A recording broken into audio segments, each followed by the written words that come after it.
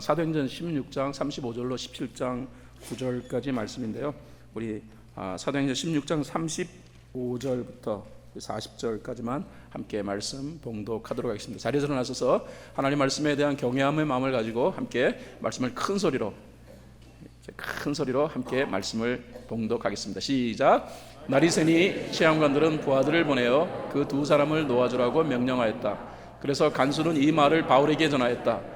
시험관들이 사도님들을 놓아주려고 사람을 보냈습니다. 그러니 이제 나오셔서 평안히 가십시오. 바울이 그들에게 말하였다. 시험관들이 로마 시민권인 우리를 유죄 판결로 내리지 않은 채 공공연히 때리고 감옥에 가두었다가 이제 와서 슬그머니 우리를 내놓겠다는 겁니까? 안 됩니다. 그들이 직접 와서 우리를 석방해야 합니다. 관리들이 이 말을 그들은 바울과 실라가 로마의 시민권이라는 말을 듣고 두려워하였다. 그래서 시험관들은 가서 그들을 위로하고 데리고 나가서 그 도시에서 떠나달라고 청하였다. 두 사람은 감옥에서 나와서 루디아의 집으로 갔다. 그리고 거기서 신도들을 만나 그들을 격려하고 떠났다. 아멘. 오늘은 그리스도인의 삶에만 나타나는 특별함을 고수하라라는 이 내용을 가지고 여러분과 함께 하나님의 말씀을 나누도록 하겠습니다. 예수를 믿는 삶을 거듭난 삶이라고 말하지 않습니까? 영어로 얘기하면 born again이다. 다시 태어났다라는 그런 의미죠. 다시 태어났다. 특별한 의미가 담겨져 있는 말이라고 생각합니다. 우리의 삶은 다시 태어난 삶, 다시 말해 특별한 삶이라는 것입니다. 그리스도 안에는 특별함이 있습니다. 아멘입니까? 예, 그리스도는 특별함이 있습니다. 특별하게 예수께서 우리에게 사명도 부여하시는 것이죠. 그러므로 우리가 신앙의 삶을 이루어가면서 성교적 삶을 행하면서 우리들이 이것은 특별한 거니까 우리가 꼭 지켜야 해, 그리고 꼭 붙들어야 해 하는 내용을 오늘 본문 말씀을 통해 여러분과 함께 나누기를 원합니다.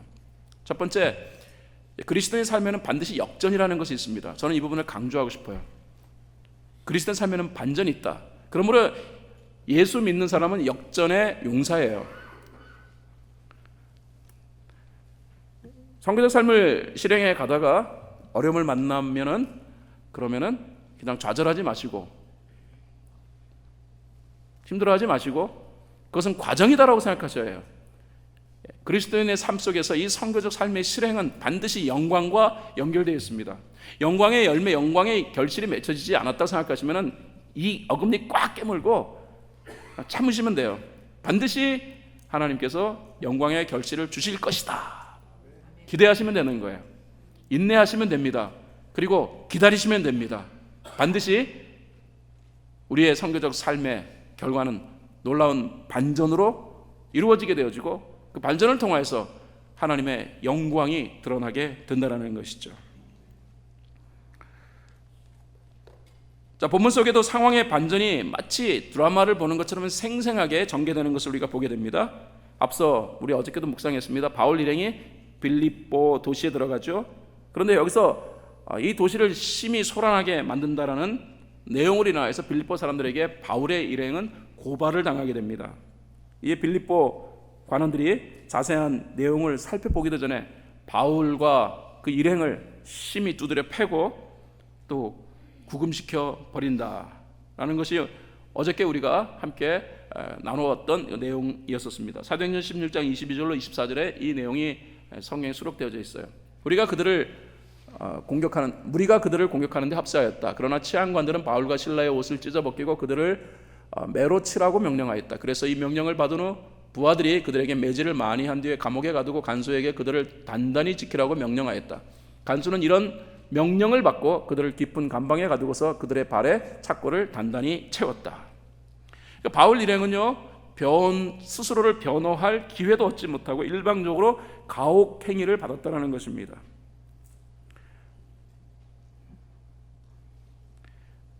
예,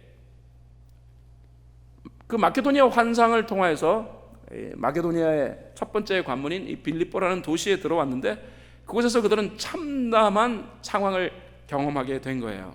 그래서 얻어맞고 그리고 감옥에 갇히고 착고에 두 발이 탁 채워져 가지고 정말 힘겨운 밤을 보내고 있었다라는 것입니다. 그런데 여러분 아시잖아요. 바울과 실라가 그 밤에 어제 제가 설명드리기를 하나님의 섭리에 대한 내용들을 확신했던 것 같다. 그래서 하나님의 섭리를 바라면 누구나 하나님 앞에 기도하고 찬양하게 되어진다. 상황이 중요한 것이 아니라 무엇을 바라보느냐 하는 것이 중요한 거예요. 우리가 상황을 바라보면은 한숨과 그리고 회의의 마음이 생깁니다만, 그 상황이 아닌 상황의 배후에 있는 하나님의 섭리, the providence of God, 하나님의 섭리를 바라보는 인생은 당연히 기도하고 찬송하게 되어 있다는 것입니다.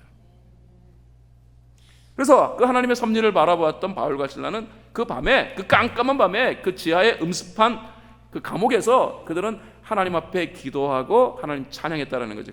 성경은 그 당시 내용을 이렇게 표현합니다. 그런데 바로 그때 바울과 실라가 하나님 앞에서 찬양하고 기도하는 바로 그 순간에 갑자기 큰 지진이 일어났다는 것입니다. 옥토가 막 흔들리면서 그 다음에 사람들이 발에 채워져 있던 착고가 탁탁탁 다 풀리면서 감옥문이 열렸다. 이들을 감시했던 간수가 죄수들이 다 도망한 줄 알고 이러면 끝장이구나 생각하고 자결하려고 할 때 바울이 막습니다. 그리고 그에게 예수가 그리스도임을 전합니다. 우리가 읽은 성경 말씀 사도행전 16장 33절 34절에 보면은 그날 밤 그 시각에 간수는 그들을 데려다가 상처를 씻어줬다. 그리고 그와 온 가족이 그 자리에서 세례를 받았다. 간수는 그들을 자기 집으로 데려다가 음식을 대접하였다. 성경은 이렇게 말하고 있습니다. 그리고 그 밤이 지났어요. 그 밤이 지나고 그 다음 날 어떤 일이 벌어졌나 볼까요? 사도행전 16장 35절 36절에 성경은 말합니다. 날이 새니 이제 아침이 된 거예요. 그 참혹한 밤이 지나고 아침이 되니 치안관들은 부하들을 보내어 그 두 사람을 놓아주라고 명령하였다. 그래서 간수는 이 말을 바울에게 전하였다. 치안관들이 사도님들을 놓아주라고 사람을 보내었습니다. 그러니 이제 나오셔서 평안히 가십시오. 갑자기 밤사이에 상황이 반전됩니다.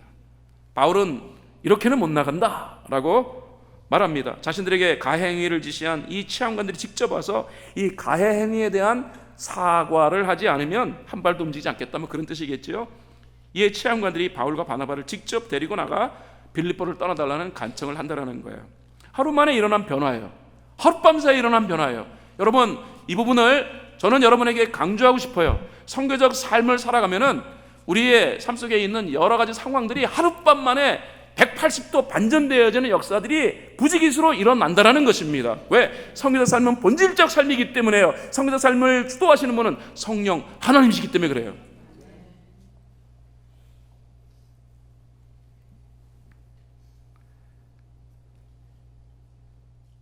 여러분, 왜 그리스도의 삶의 이 반전이 상식적으로 일어난 줄 아십니까? 아셔야 합니다. 복음 그 자체가 반전을 담고 있어요. 복음이 뭡니까? 사망에서 생명으로 바뀌는 거예요. 위치가 바뀌는 거예요. 사망에서 생명으로 바뀌는 그 내용이 복음 안에 담겨져 있잖아요. 그래서 복음 자체가 반전이에요. 그 복음을 받아들인 우리의 삶 가운데 그러므로 반전이 일어난다는 것은 당연한 것입니다. 복음을 품고 살아가는 인생은 그러므로 역전의 용사가 될 수밖에 없는 거예요. 예수님이 복음에 대하여서 말씀하신 거 아닙니까? 요한복음 5장 24절 예수님의 말씀입니다. 이거는 같이 큰 소리를 한 목소리 읽어봐야 될 것 같습니다. 시작. 내가 진정으로 너에게 말한다. 내 말을 듣고 또 나를 보내신 분을 믿는 사람은 영원한 생명을 가지고 있고 심판을 받지 않는다. 그는 죽음에서 생명으로 옮겨갔다. 이게 복음이에요. 복음 안에 반전의 내용이 담겨져 있습니다. 죽음에서 생명으로 위치 바뀌는 것. 이 복음의 중심에 누가 계십니까? 당연합니다. 예수 그리스도가 계시는 거예요. 반전이라는 핵심을 담고 있는 이 복음, 그 복음을 전하는 삶이 뭡니까? 선교적 삶입니다. 그러므로 선교적 삶은 당연히 반전을 이룰 수 있는 능력 그 자체다라고 말씀드릴 수 있습니다. 사랑하는 여러분, 어려움 당했다고 푹 처지고 세상에 어려움을 당하면은요 더욱더 기대를 해야죠. 예수 믿는 사람들이 좀 어려움 좀 당했다고, 어떤 분은 뭐 어려움 당하면 교회 예배도 안 와요. 나는 그 이해가 안 가요. 정말로 복음을 아는지 나는 정말 답답해요. 예수 믿는 자의 삶 안에 고난 있습니다. 아셔야 해요. 여러분들이 예수 믿는 신앙생활 속에 고난 없다, 어려움 없다라고 생각하셨으면 여러분은 정말 예수 잘못 믿으신 거예요. 아마 여러분 구원 받았는지 의심스러워요. 그러면 만약 그렇게 생각하신다 그러면 성경을 잘못하신 거예요. 예수 믿는 자의 삶 가운데 고난이 있습니다. 하지만 그 고난이 우리를 무너뜨릴 수 없다라는 것입니다. 고난을 통하여서 우리는 계속 묵상해 오고 있잖아요. 그 고난을 통하여 하나님은 뜻을 가지고 계신 거예요. 다시 말해요, 하나님께서는 우리의 고난 속에 뭔가 예수가 그리스도임을 온 땅에 더 아름답게 전하게 만드는 그 어떤 섭리적인 내용들을 가지시고 그 고난을 우리에게 허락해 주신다는 것입니다. 우리는 이번 주 동안에 계속 묵상했습니다. 그리스도의 삶에는 우연은 없다고요. 우연 없습니다. 만약에 우연이 있다라고 생각하셔서 왜 나는 이렇게 예수를 믿어도 예수가 옴붙은 이런 삶일까? 왜 나는 이렇게 안 풀릴까? 라고 여러분이 생각하시면 여러분 예수 잘못 믿고 계신 것입니다. 여러분은 복음을 다시 배우셔야 해요. 복음에는 그런 의미가 없어요. 복음을 통하여서 하나님께서 이 복음의 위대함을 온 땅에 드러내기 위해 나를 도구로 삼으신다는 이 사실을 생각하시면서 좀 어려움 당했다고 그것 때문에 어깨가 푹 처져가지고서 그 다음에 뭐 이게 신앙생활 맞냐 뭐 이러면서 회의에 대한 온갖 종류의 말들을 다 표현하지 마시고요. 물론 아픔이 생길 수 있습니다. 괴로울 수 있어요. 그럴 때 우리가 기도의 통로를 열면 되는 거예요. 하나님 앞에 기도하면 되는 거예요. 하나님 솔직히 나 너무 힘들어요. 정말로 이게 하나님의 섭리라고 말하고는 있지만은 내가 고백은 하지만은 그러나 지금 당장 견디기는 어려워요 라고 하나님 앞에 기도할 수는 있습니다. 그러나 그 기도와 더불어 하나님은 우리의 삶 속에 반전을 이루시는 역사를 행하신다는 것입니다. 이게 복음을 가지고 살아가는 자의 삶에 보여야 할 내용이라는 거예요. 그래서 저는 두 번째 내용을 이렇게 말하고 싶어요. 모든 그리스도인들은 다음과 같은 특별함을 가지고 있어야 한다. 어떤 특별함? 당당함을 가지고 있어야 한다는 것입니다. 여러분 본문 가운데 있는 이 바울의 모습을 한번 보세요. 바울이 처졌습니까? 바울이 위축됐습니까? 아닙니다. 바울은 당당해요. 구금이 해제되어 석방되잖아요. 그러나 자신이 로마 시민이라는 사실을 밝히고 그들에게 구금을 명했던 관리들이 친히 와가지고 자기를 데려가라고 강력하게 요구합니다. 37절 바울이 그들에게 말하였다. 치하원관들이 로마 시민은 우리를 유죄 판결로 내리지 않은 채 공공연히 때리고 감옥에 가두었다가 이제 와서 슬그머니 우리를 내놓겠다는 겁니까? 안 됩니다. 그들이 직접 와서 우리를 석방해야 합니다. 바울이 자신들이 로마 시민이라는 사실을 밝힙니다. 로마법은 로마 시민을 구금할 때는 반드시 그들 스스로 변호할 기회를 주도록 되어 있어요. 기소 이유가 분명하지 않은 그런 상태에서 인권이 유린되는 것을 방지하기 위한 일종의 안전장치였다라고 말하면 될 겁니다. 그럼 바울이 왜 그 전에는 얘기 안 했느냐? 저는 얘기했다고 생각해요. 바울이 우리는 로마 시민이라고 분명히 얘기했을 것입니다. 그런데 사람들이 그때 고함 지르고 죽여라 뭐하라 막 난리 법석을 떠는 사이에 바울의 이 외침은 그냥 사람의 귀에 들리지 않았을 거예요. 그리고 어쩌면은 빌립보에 있는 관리들은 처음부터 바울 일행을 우습게 보았을 것입니다. 예수를 전하는 것만으로 보아 1년에 유대인들의 종교 활동 정도로 간주했던 것 같아요. 그런 바울이 로마의 시민임을 밝히니까 막 당황하지 않을 수 없죠.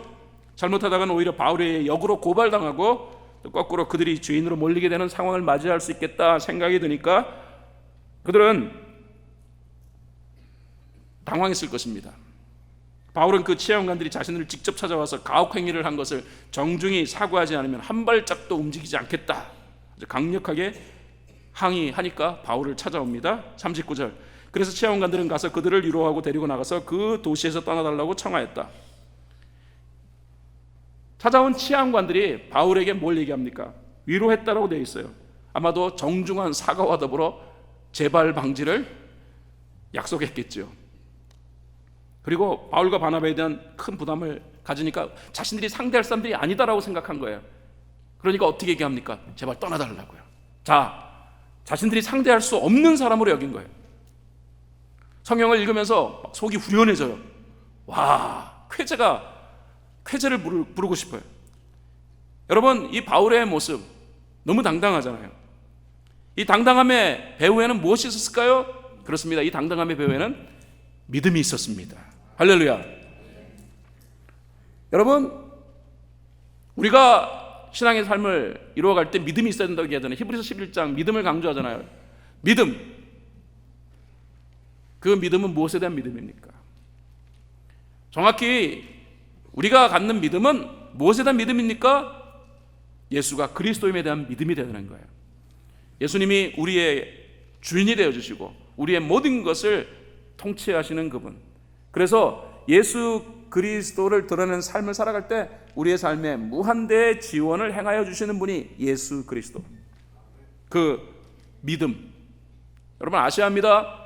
제가 서두에 말씀드렸습니다. 그리스도인의 삶의 결실은 반드시 영광으로 연결되어져야 돼요. 우리의 삶의 결실은 영광이 되어야 해요.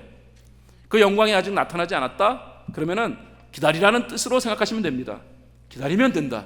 그냥 마음이 조급해가지고 그래서 어깨 쭉 처지고 정말로 하나님 나 사랑하는 거 맞아? 하나님이 정말로 내 삶 속에 개입하신 거 맞아? 뭐 이러면서 혼자서 이런저런 생각하다가 신앙의 회의감이 느껴진다라고요.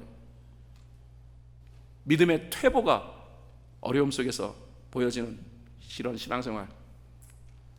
나는 근본적으로 복음을 제대로 아는 것인지를 물어보고 싶어요.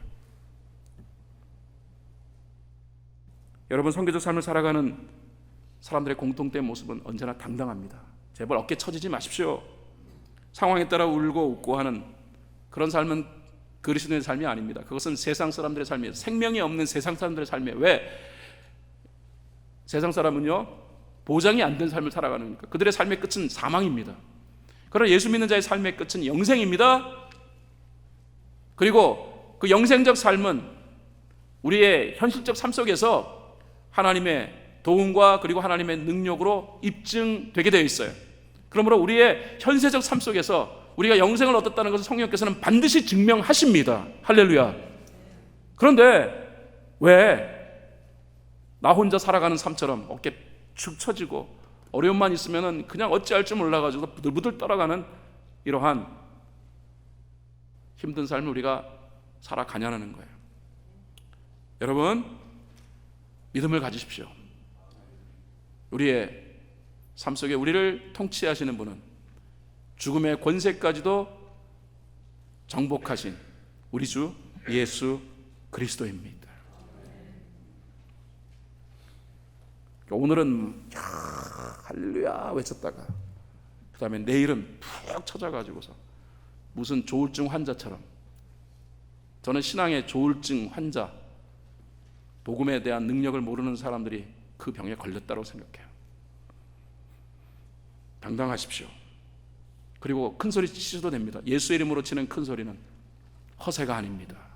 예수의 이름으로 치는 큰 소리는 우리의 배후에서 우리의 성교적 삶을 무한대로 지원하시는 성령께서 이루어 주실, 성령께 드리는 과제가 되기 때문입니다. 이 부분은 여러분에게 강조하고 싶어요. 자기 옆에 계시는 분에게 그러므로 이렇게 한번 도전해 주시면 좋겠습니다. 예수 믿으시죠? 당당하세요. 어깨 피세요. 하고 한번 옆에 계시는 분에게 탁 한번 하세요.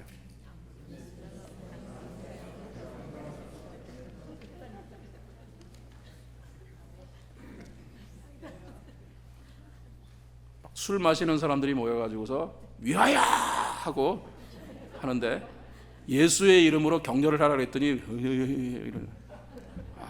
이건 아니죠. 별것도 아닌 일에 막 파이팅 하고 외쳐요. 그거 별것도 아니, 별로 거기엔 본질도 아니고 생명 걸린 문제도 아닌데 막 파이팅 하면서 막 죽기 살기로 막 소리를 지면서 하는데, 예수의 이름으로 서로 격려하는데 이렇게 무성의하게 격려하면은 이게 격려가 되겠습니까? 자기 옆에 계시는 분에게 다시 한번 예수 이름으로 한다라는 것으로 생각하시면서 우리가 가지고 있는 모든 열정을 담아가지고 당당하십시오, 어깨 피세요 하고 한번 소리 지십시오.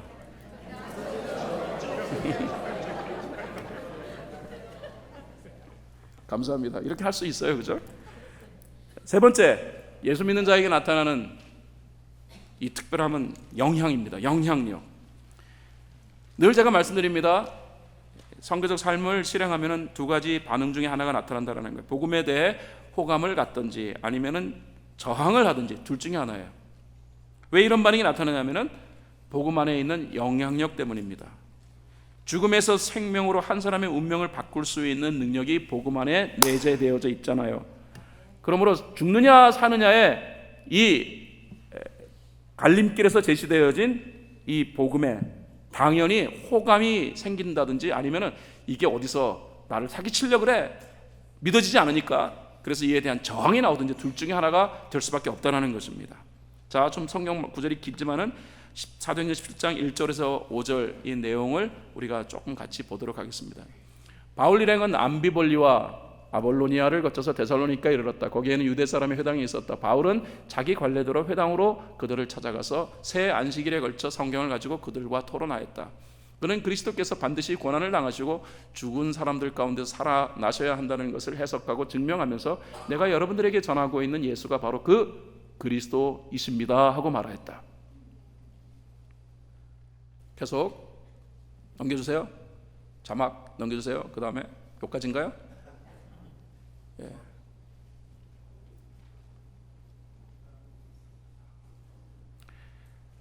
네, 거기까지인가요? 아니잖아요. 예. 아니라는데 자꾸 안 넘기고 계세요.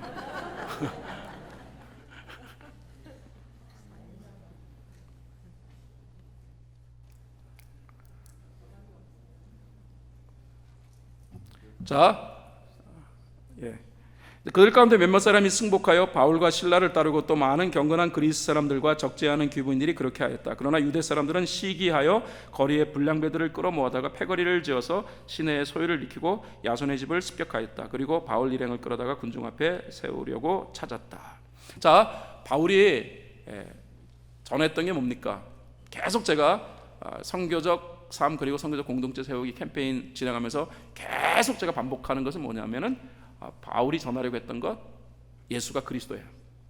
우리가 앞으로 전해야 될 이 복음의 핵심은 예수가 그리스도라는 것입니다. 그래서 예수가 그리스도가 그리스도라고 선포하니까 몇몇 사람이 승복했다라고 성경이 말하고 있잖아요. 그 몇몇 사람들은 유대 사람을 말하는 거예요. 그러니까 몇몇 사람이니까 많은 사람은 아니었던 것 같아요. 그만큼 유대 사람들이 고집이 있는 사람들 그리고 율법에 얽매여 있던 사람들이기 때문에 바울이 그 메시지를 전했음에도 불구하고 많은 사람이 믿지는 않았습니다. 몇몇 유대인들이 믿었다. 그러니까 예수가 그리스도를 인정했다라는 거예요. 그리고 그리스 사람들 다수가 이번엔 그리스 사람들이에요. 이 사람들은 이방인들이죠. 그 이방인들의 다수는 예수가 그리스도임을 인정하고 복음을 받아들였다라는 거예요. 그럼 뭐 목사님 전도하니까 복음을 전하니까 이런 일이 벌어졌겠죠라고 이런 말할지 모르겠어요. 그런데 여러분 내가 계속 강조하는 건 뭐냐면 예수를 사람들이 믿는다라는 것은 기적이라는 것입니다. 특별히 유대인과 그리고 그리스 사람인 헬라인 이 두 사람은요 예수를 받아들이기가 어려운 대표적 존재들이라고 제가 말씀을 드렸습니다. 유대인들은 율법을 중심으로 생각하는 그런 사고관을 가지고 있었던 사람들이었고 그 다음에 그리스 사람들은 논리를 중심으로 살아가는 사람들이었는데 어떻게 예수가 그리스도라는 이 사실을 하나만 받아들여 우리가 구원 얻을 수 있겠는가라는 것을 이 두 부류의 사람들 받아들이기가 쉽지 않았다는 것입니다. 그럼에도 불구하고 그 유대인들 가운데 몇몇은 예수를 받아들입니다. 그리고 그리스 사람 가운데 다수는 그 논리적인 생각을 갖고 있는 이 그리스 사람들, 이 헬라 사람들이 예수를 받아들입니다. 인간의 원초적인 그 모습은 무지예요, 무능이에요, 무의예요. 그러므로 인간이 예수가 그리스도임을 인정하는 것은 100% 불가능합니다. 그럼에도 불구하고 이 복음 속에는 능력 그 자체가 담겨져 있기 때문에 사람이 아무리 논리적인 생각을 하고 자기 나름대로의 사고관에 젖어 있다 할지라도 이 복음이 사람의 사고를 뚫고 들어가 예수가 그리스도임을 인정하도록 만든다는 것입니다. 이게 기적이에요. 여러분은 지금 예수를 믿고 계셔서 이 자리에 나오셨으리라고 생각합니다. 여러분은 사실 기적을 경험하시는 분들이에요. 동시에 당연히 이게 이해가 안 되는 사람이 있겠죠. 이해가 안 되는 사람이 있을 것입니다. 그런데 여러분 너무 놀라운 것은 예수가 그리스도라는 말이 사람을 향하여 이를 갈 만한 정도의 그런 말일까요? 그렇지 않습니까? 예수가 그리스도다. 아이 저 사람들 저 정신 나간 소리 하네. 아이고 저거 사교 집단에 빠져가지고 헛소리 하고 있네. 이 정도의 반응은 있을 수 있겠지만은 예수가 그리스도라는 이 말 때문에 마음 가운데 분노가 생기고 그 다음에 저놈들은 죽여버려야 해, 없애버려야 해 라는 그 생각이 들 정도로 그런 정말 참혹한 말이냐는 거예요. 그럼 왜 그럴까? 그렇습니다. 이런 이 반발하고 그 다음에 복음을 전한 사람에 대하여 이를 갈구하는 것은 영향에 대한 반작용입니다. 그만큼 복음이 어마어마한 영향이 담겨져 있기 때문에 그런 반작용이 생기는 거예요. 그래서 그들은 많은 사람들이, 유대인들 많은 사람들이 그 복음에 대한 강한 저항을 합니다. 본문을 보면 바울 일행 잡아내겠다고 야손의 집을 습격합니다. 불량배를 동원해 가지고서 잡아내려고 해요. 이 데살로니가에 들어선 바울 일행, 야곱의 야손이라는 사람 집에 아마 몰랐을 텐데 이 야손의 집을 습격하여서 야손과 및 그리스도인들을 끌어내가지고 시청 관원들에게 이들에 대한 기소를 강력하게 요구하는 내용을 보게 됩니다. 사도행전 17장 6절 하반절에 세상을 소란하게 한 이 사람들이 여기에 또 나타났습니다. 요즘 말로 얘기하자면은 세상을 시끄럽게 만든 놈들, 세간의 화제거리를 만드는 사람들, 그런 뜻입니다. 여러분, 예수가 그리스도라는 이 내용은 당시 세간의 화제거리예요. 오늘날은 인터넷도 있고 스마트폰도 있고 유튜브도 있기 때문에 세간의 화제거리가 아주 빨리빨리 만들어지지만은 당시에는 그런 상황이 아니었기 때문에 예수가 그리스도라는 이게 세간의 화제가 됐다라는 것은 그만큼 사람들에게 이 부분이 엄청나게 임팩트 있는 이슈였다라는 것을 우리가 볼 수 있습니다. 여러분, 저는 강조합니다. 복음은 능력 그 자체입니다. 이 복음의 능력이 사람들에게 강하게 임하였기에 예수를 믿게 된 거예요. 그러므로 복음을 품고 있는 사람이 그러면 복음의 영향력을 행사하지 못해요? 예수를 믿는지 안 믿는지. 아니, 그렇지 않습니까? 눈에 보이지 않는 미생물, 바이러스, 박테리아 여기에 감염돼도 난리가 난대요. 요즘 중국의 우한에서 폐렴 때문에 막 사람들이 막 죽어가고 있잖아요. 그 폐렴이 어디서 생긴 겁니까? 감염입니다. 감염. 예, 감염되어져 가지고. 근데 감염되어진 그 미생물은 눈에 보이는 것도 아니잖아요. 미생물에 감염되니까 사람이 생명이 왔다 갔다 하는데, 아니 악한 영에 살짝 스쳐가는 악한 영에 영향을 받아도 눈빛이 확 바뀌고 말투가 확 바뀌는데, 복음을 품고 살아가는 인생에 옆에 같이 서가지고 얘기를 나누는데도 이 사람이 예수 믿는 사람인지 아닌지, 말은 막 험한 말을 해요. 말도 막 부정적인 말 해대고 막 온갖 종류의 음담패설 다 내뱉고 있어요. 그게 말이 됩니까? 복음은 강력한 영향을 갖고 있는 건데, 예수가 그리스도라는 이 절대 진리가 바로 복음의 중요한 실체인데, 그 복음의 능력을 내가 내 심정 가운데 딱 채워놨는데 그 옆에는 그 복음의 능력이 하나도 안 나타나요. 고깃집에만 갔다 와도 바비큐 냄새가 막 풍기는데, 그렇지 않습니까? 그런데 복음에 접촉했다고 하는 그리스도인의 삶에 옆에 있어도 하나도 복음의 영향이 느껴지지 않는다. 이런 뭔가 문제가 더 한참 문제인 거죠. 사랑하는 여러분, 저는 오늘 이 아침에 그리스도인의 삶에는 반드시 영향력이 행사되어진다는 사실을 말씀드립니다. 왜 그럴까? 저도 잘 모르겠어요. 아마도 우리가 기도를 하지 않기 때문이 아닐까? 기도를 하지 않으니까 복음의 영향력을 사탄이 그냥 탁 차단해버린 것이 아닐까? 그래서 오늘은 여러분과 함께 죽자사자 오늘 기도하려고 합니다.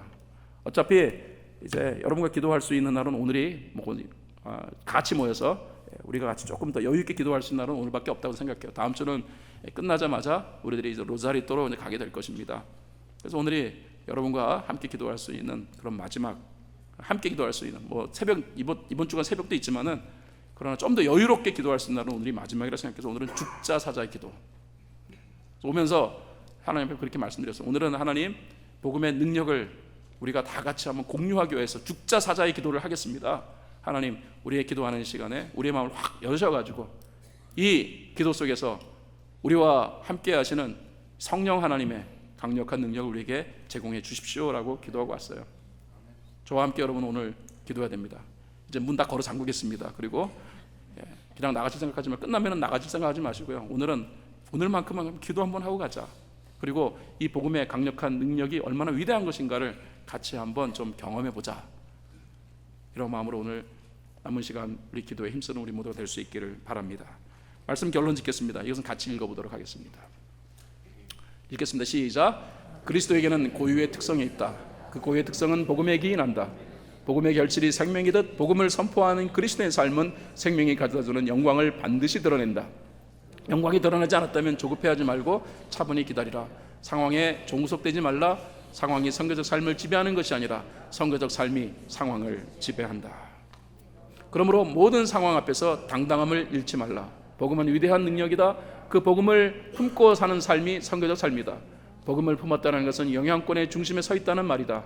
복음의 능력을 확신하라. 복음과 함께 인생의 승부수를 띄우라. 아멘입니까? 자리에서 일어나시겠습니다.